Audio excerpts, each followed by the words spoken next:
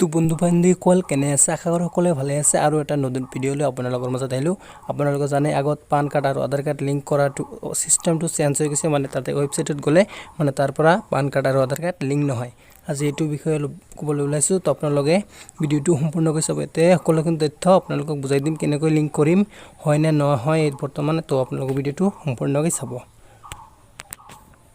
পান আধাৰ link এনেকৈ search কৰিলে আপোনাৰ সন্মুখত এটা ওয়েবসাইট খুলি আহিছিল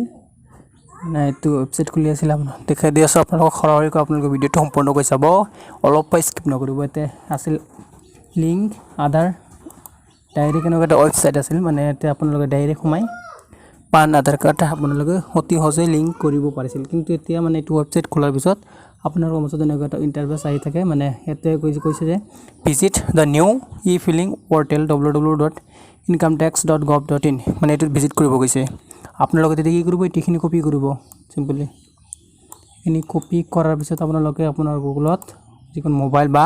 ল্যাপটপত আপোনালোকে গুগলত সাৰ্চ কৰি দিব এখিনি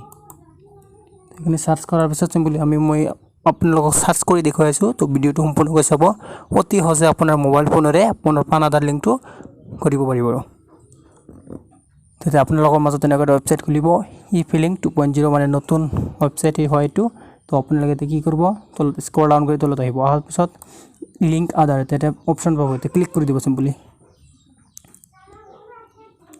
ক্লিক কৰি দিয়াৰ পিছত অলপ সময় লোডিং হ'ব মানে ওয়েবসাইটটো মানে বেছি মানে